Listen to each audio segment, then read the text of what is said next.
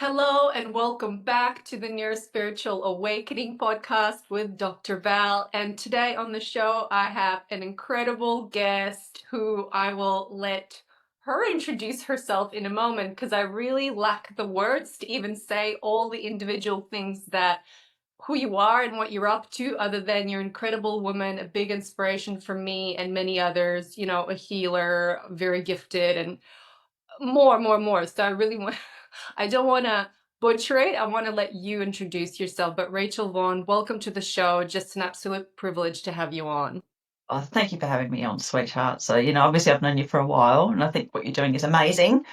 So, it's interesting. I'm kind of evolving, as we all do in our life. So, I grew up in a really horrible way. So, my father was an ASIO operative, and I describe him as Australia's Epstein, and he was into SRA and some pretty horrific stuff. So, my childhood was messy, really messy.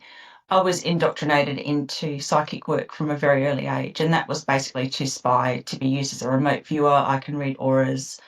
So that was all used, in a way that, was totally unethical. It was totally unethical to ever indoctrinate a child into anything like that from an early age either. But what I do now is I use the skills that are inherent in all of us to help people through psychic readings. I also speak out on podcasts like this one or interviews about the corruption that's still occurring in my country, in our country, and in my state of South Australia in particular. This is where I was brought up, and this is where the corruption is continuing, and it just keeps going on, despite the fact that it's painfully obvious to everybody what's actually going on. A lot of people are very awake here. Um, and on this trajectory that it's been my life, I'm also absolutely fascinated with earth energies, so ley lines. Yes. I plant here as a representation of the plant world because they are sentient beings. All animals are psychic and incredibly powerful and have many more senses than we have as humans because we get dumbed down. So I like to advocate for the natural world. I also advocate for the earth because the earth, her ley lines get co-opted, they get controlled in ways that I'm going to be careful with the words that I use, but there are those that would put particular monuments and buildings on certain ley line alignments to force them into straight lines. Naturally, ley lines meander across the surface of the earth there, like her capillaries or her Veins.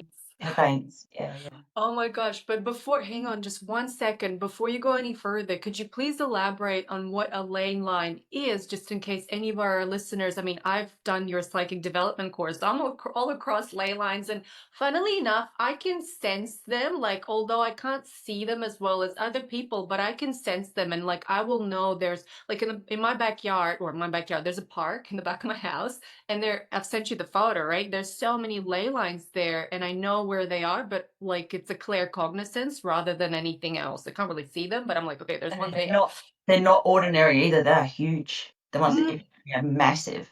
So ley lines typically are roughly about 2 meters across. That's a positively affecting ley line. You can have positive and negative. And what they are is a magnetic frequency. So they're channels of magnetic frequency, like the meridians of the earth, like the capillaries, and they meander all over the place. And where they cross, you get these incredible portal spaces of fantastic energy, really powerful energy. And as a child, as I mentioned before, SRA, so I was used in, I'll use the word ceremonies, so I won't get you cut off.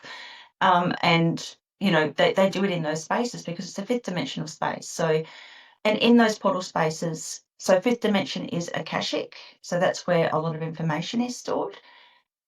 From those fifth dimensional portal spaces or vortexes, as some people call them, you also get all of the other dimensions come off. So if you're into doing some really dark stuff, you would go into those spaces, do something horrible to somebody or an animal, and when death occurs, a doorway opens. So that's why they do it in those spaces. But they also put buildings on those ley lines.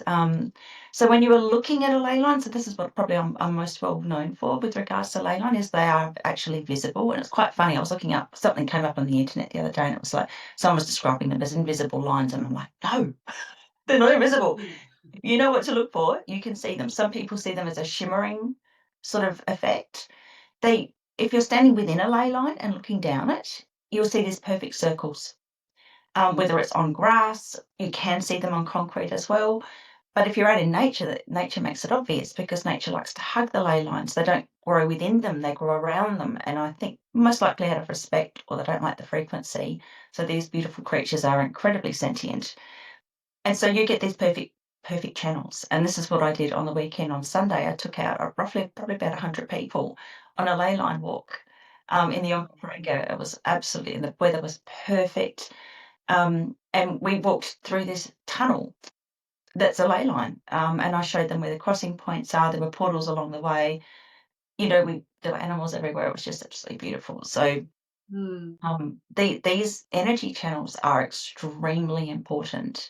And one thing that, as a psychic, because I pick up on souls and nature spirits and those sorts of things, a lot of people don't realize when you go out and you photograph these ley lines, once you can see them, the nature spirits will actually show themselves in the foliage of the trees, in the bark of the trees, in the dappled sort of light on the ground, in the shadows.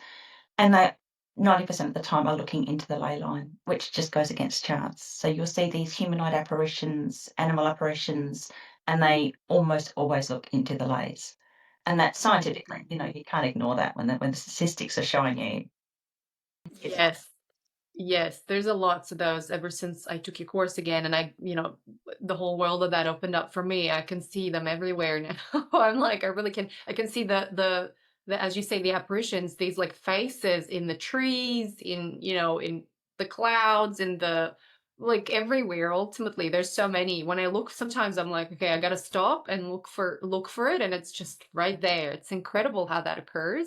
yeah, yeah, Um, wow. And yeah, now that you say they are visible, I mean, I know I just said before that I'm more like I can intuit where they are. And when I do look, it more looks like, because I'm a scientist, so it looks like as if I'd taken a magnifying glass and it's like that circle of what like the circle around that magnifies it, to yeah. me in my mind. That's how kind of it looks like. So it's not like the same zoom, if you will. You're looking across, let's say, a plain field, the zoom ley line. Well, that's how my eyes Yeah, perceive yeah, it. yeah, yeah. That's really good. Yeah, Yeah.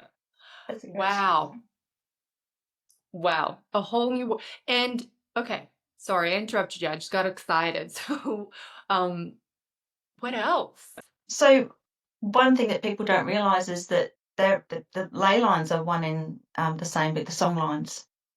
And so the original people of this country used to walk the lines because it's a natural channel through thick bush. So it's the path of least resistance. So it makes sense that they would use them. From my understanding, they also recognise that the nature spirits. I'm reading a wonderful book called Sand Talk at the moment, and the gentleman in that book is talking about how in original culture every stone is sentient also, Hmm. which when you look at, a lot of the granite, granite has mica, feldspar, and quartz in it, and these are all minerals, and quartz is a crystal. People realise that crystals have this is a bit out there for some people, but there is an intelligence there. The Maori culture and the original Australian culture believe that water has memory. So it has a sentience also. So, the elements I believe are also conscious. So, and this is all new to me too. I was not really aware of the consciousness of elements and plants and things probably until about 2 years ago when I started teaching the Wow. course, and then things really opened up for me as well. Talk about the awakening process, right? This podcast, as I was saying to you earlier, is about the different flavors of awakening, but it's almost also we go through different layers of awakening within our own life. As you say, although you're practicing all these spiritual gifts that you have and psychic gifts that you have, and you have been, but then 2 years ago, it's like this whole new being awakened to all the plant beings and the earth, and wow. I'm also starting to be really, really into that. I think I've always been connected to Earth. Just, I don't know, I grew up, raised by my parents, but also a lot by my grandmother, who was like growing a lot of stuff. We were eating that kind of food. So I spent my childhood like playing in those elements. So I'm very much connected to them and very grateful for it. And then when I read that book, Hands of Light, by that NASA scientist, how she explains how the etheric and everything, all those fields are around a leaf. I think she gave the example of a plant leaf before the actual physical thing is there. And then it got me thinking even more How about incredible is that? Yeah, the yeah, the spirits. And then, I've had a couple of past life regressions with different healers and mediums, and the flavor of it is the same. I was either really into herbs in past lives, or like literally a green witch. So I'm like, oh, of course, like that makes sense to me because yeah. I'm so into it, even though I'm a do a lot of stuff for the corporate arena. I'm a neuroscientist, and then there's this like whole other life that I lead. I'm very open about it. Obviously, we're speaking on an open channel here too, but I'm kind of like, hey, you know what? You can do it all. Like you can sage your house and then go to teach at university. Why not? Of course, and that's what I love about you, because you're this wonderful marriage of all of those things. So you can be, a full-on academic, but you can still be open-minded. And it's Yes. unfortunately quite rare to see academics being open-minded, because the ridicule and you've got to be the materialist to be in that sort of society. So I take my hat off to you, darling, which is why I was looking forward to this talk. So for me, I always loved plants. My mum was obsessed with plants. That was her way of coping with a dreadful marriage and the things that were going on when I was a child. And her plants, they that living space just made it tolerable. The pets that we had made it tolerable. But it really wasn't until I started to speak out about the earth and do the work teaching people about ley lines that I think sometimes when you step up to do work, you get other gifts. So it's because you've actually made the effort, and you're also, when you get to the point where you just don't care what people think anymore, which has been, I've been speaking out about SRA and horrific things for about 6, 7 years now publicly. And so, you get so trolled and so harassed that you get to a point where you just don't care. And I think that at that point where you let go, things open up. Couple that with the way that, this shift has occurred. So many people have woken up in the last 4 to 5 years because of the craziness that's been going on. We've also had 3 new dragon lines, which are the most powerful of the ley lines. And there were only 6 pairs up until 2012. 3 new dragon lines, these enormous, powerful ley lines opened up 2017, 2018, and 2019. And that is what I believe sparked this big awakening. It was Well, the frequency opening up. So the earth woke us up. She wow, went that to a higher level. huh? She went to a higher level. She went into a different dimensional frequency, in my opinion. This is incredible. I was just talking to a couple of episodes ago. I spoke to Alandra Markman. Oh, wow. Yeah, and he was talking about all the different timelines and the timeline jumping and his kind of, experience within that. And he did mention that this is one of the most positive timelines, if not the most positive timeline on Earth that he's been on. And it's very aligned with what, where is being said here. Like the Earth is raising in frequency, and we're part of it. So unless we're completely in denial, which I appreciate some people are, but that's okay. That's why Yeah, I'm here. To yeah, catch that's them right. when they start to wake up in their little cubicles in the corporate offices. Yeah, Like, it's okay. It's okay. I got you. I got you. You're not crazy. But yeah, it's like you can't, it's about epigenetics as well, which is the way that our environment impacts the expression of our genes. I can speak from that angle, from that sciencey sort of angle, because our environment really does shape us. So when the earth transforms in that way, we we have to go with her. We oh yeah, can't not.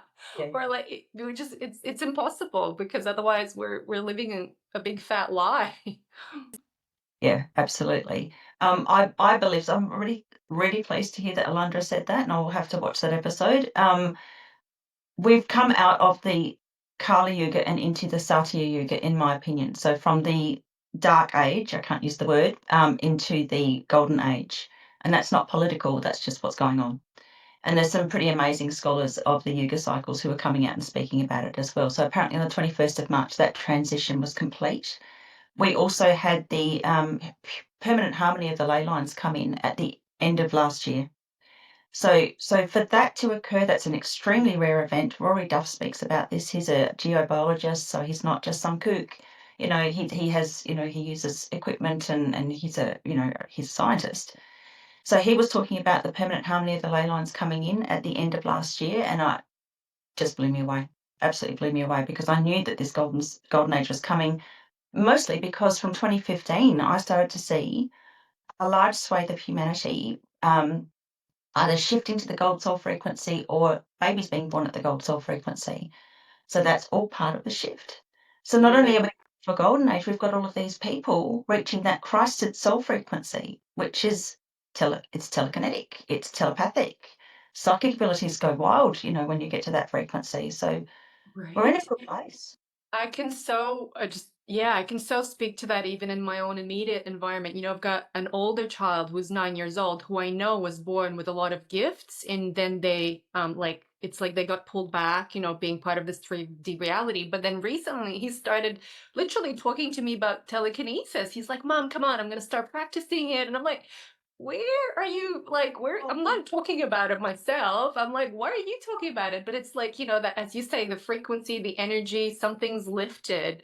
I appreciate, he's 9, he's not our age, but still, like, I just find it really fascinating. And then I've got the little baby who's just a year and a half or about, and like he's fully in realms that I cannot see or tell, but he's definitely there. So I'm just like, okay, you teach me. You Yeah. teach me, so I'm just really excited to see what comes out of that. These children really are the future, and what they do on this planet with the planet and the energies that are now rising is really like fascinating to me, and I'm just really excited and thrilled by the whole thing, to be honest. There's no way that we could go forward and have world wars and cataclysms with the current generation that are coming in. And this could be part of the reason why we had this, a little bit like what happened with King Herod and when Jesus' day, when, Jesus Christ was a gold soul. If you look at the gold halo around him in so many depictions, and we've got these things coming in where they're, trying to destroy this next step generation or prevent them from being born completely. It's not worked, and these souls coming in are top level, absolute top level. And again, I'm privileged to work with people who are having babies or who show me their babies, and I can see that these new ones coming in, we're talking as psychic as you can possibly be in a human body. So Wow. what you're talking about with your son, telekinesis is just a normal thing. He talks about it like a normal thing too. So I was like, okay, cool. Let's do it. you know? And what I love Um, about telekinesis, and this is why I give a little bit of a demonstration, a recorded demonstration, because it takes about an hour to get into that state. So I don't try and do that in front of 70 odd people in a course setting. But when you can actually move something with your mind using the etheric aspect of the aura, nothing seems impossible mm, because you're yes, interacting with the ether. when we can see those energies and train, or those layers of energy that you can see, and as you say, the more it's like neuroplasticity, right? The more we train those neural pathways, the more able we're going to be able to see this, and hopefully a lot more people take this on board. I mean, God knows I'm training. I'm sitting in a sauna sometimes and I'm trying to visualize people's like auras. It's so funny. They must think I'm crazy, but I'm just like, when I just take my opportunity, right? I'm like, they're sitting Yeah, there in a blank background, so I'm just gonna look at them as they're meditating. They've got their eyes closed. They don't think I'm completely cuckoo. So I'm that's just really like, smart. and I could definitely see the etheric for sure. And I think I've started to see that the color towards the end as well. So I'm just like, I'm training myself. So yeah, it's fascinating to me, and I'm into it because there is, yeah, I think that's just the way that the world is flowing nowadays. We've got to be able to see and work with energies, because at the end of it, we're physical, but like the physical is manifested as a result of all the energy layers. Yeah, precisely. Yeah. So fun. Wow. All Human beings right. have so many gifts. We're just told that we don't. Because it's like when people go into schooling and 50 to 80 years ago, if a child started writing with their left hand, they'd get smacked on the back of the hand and told they couldn't write with their left hand. You would know this better than most. The left hand's connected to the right hemisphere of the brain, and that is the intuitive side. And they do not want intuitives. They want slaves. So, as more and more people wake up and become more and more intuitive, the ability for those, in who think they're in control to control us, it just disintegrates. Yes, yes, fun. Yeah, my eldest is a lefty, so I'm like I'm just yeah. The I'm power, just yeah. yeah, exactly. I'm And it is. jealous. It's the opposite sides of our hemispheres do control the opposite sides of our hands, and it is interesting how we're mostly right-handed.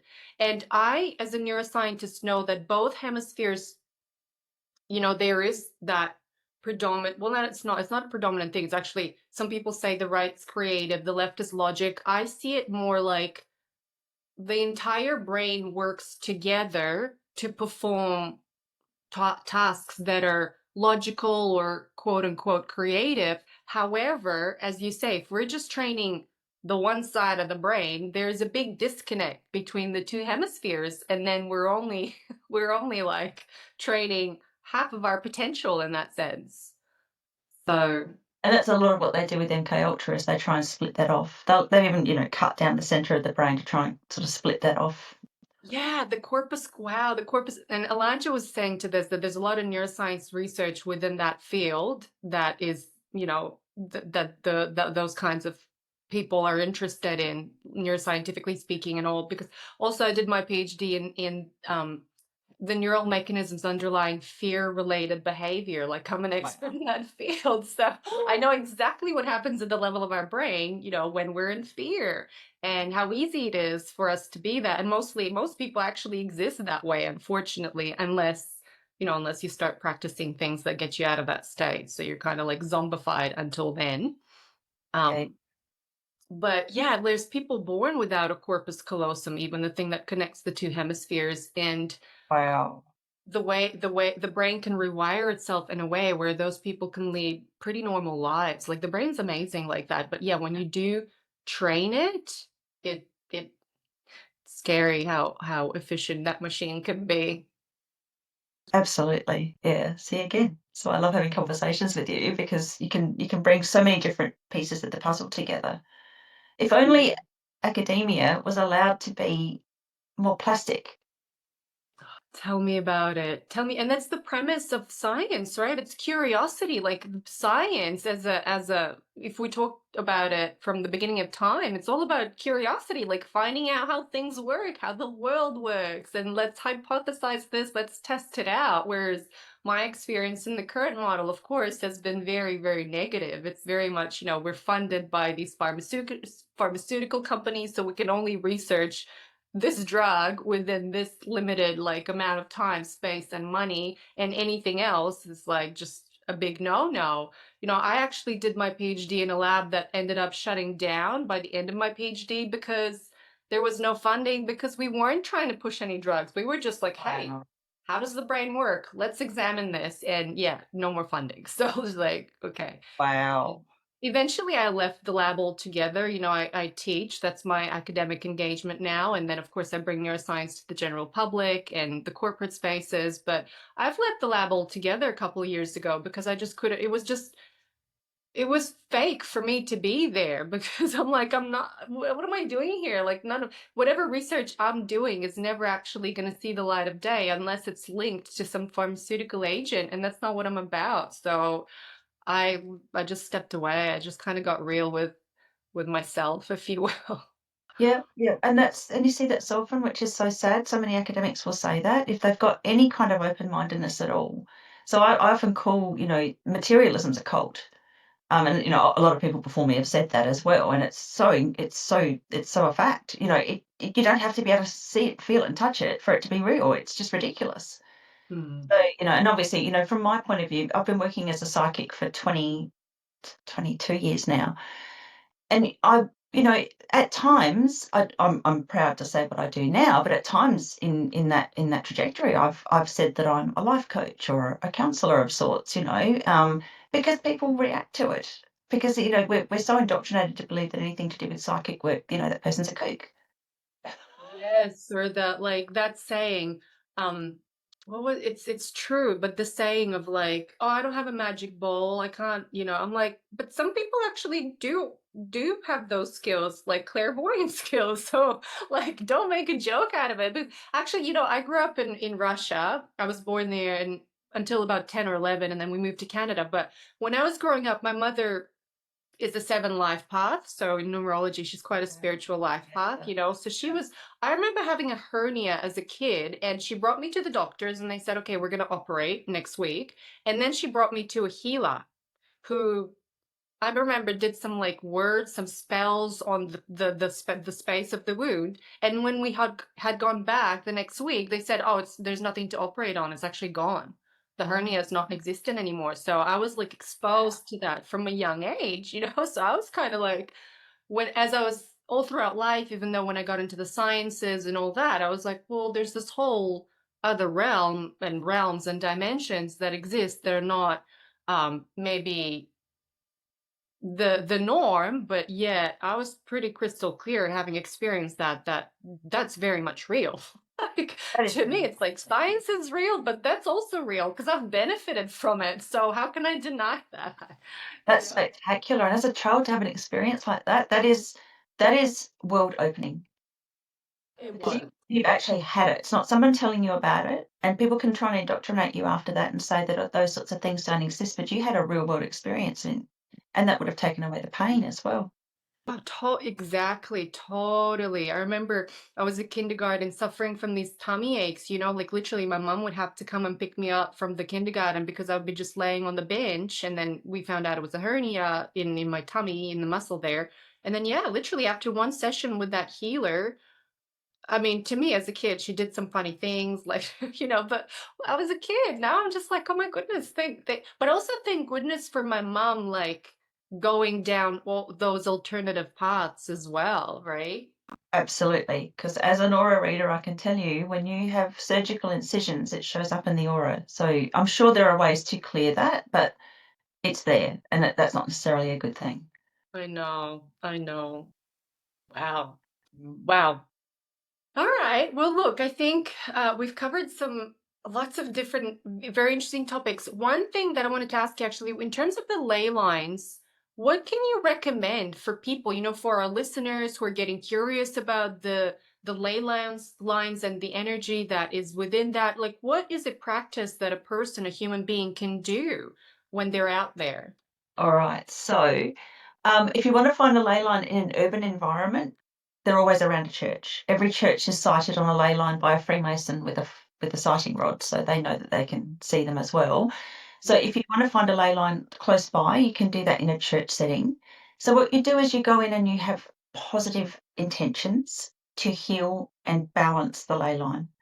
So you go in with this positive intent. And you can take crystals and you can put crystals in the ground with the intent of healing and balancing. If you want to know how to see them, what they look like, I taught a masterclass for Lay Love Down, and that's on the Rumble channel, Save the Ley Line, Save the World. So you'll find my masterclass there, and that teaches you how to see them. It's very simple, and it's I think it's about 2 hours long. Um, Singing is really powerful. 432 hertz frequencies, so tuning forks, tuning bowls, beautiful high frequency sound is a really good way to balance and heal and bring positive energy into a ley line. And I know a lot of people feel very positive around churches if they are of that ilk. But like I said, the Freemasons have got their fingers in everything. So they will cite it on a ley line for maybe not the greatest purposes. So when you go into a space like that, you with the intent to heal, you're disrupting that control grid that they use the churches on the ley lines to produce for them. Mm, mm. And it all matters, isn't it? Like, even if it's one person, sometimes it's like, well, I'm one person, there's like eons of just bad energy put into that space in that church, let's say. But even one person, like, that's how we rise, isn't it? Like, everyone makes a difference. 'Cause I've been Yeah. just going out there in that park that I told you, I'm like singing the Lay Love Down song. I'm just like doing all sorts of stuff, humming, like, I'm just out there. And but, like, it does make a difference. Intention is very powerful, even if you're just one human being. Oh, it makes a massive difference. So don't ever ever underestimate the power of just one voice or just one person, because you don't know what's going to happen on that day. When you've got spirit guides that work with you, you might have a lot of them, or they might all think, okay, she's going to go out that day, we're going to work with her that day. So you've got legions of angelic beings working with you, in that space. You are a conduit, a node point for the energy to go in. Also, the earth is on your side because she doesn't want her alignments to be in these straight lines that these churches and all these piezoelectric stone buildings are forcing the alignments into. That makes it's like putting a bra on her. We all know as women, the bra is a nightmare. It's It's a horrible contraption of discomfort.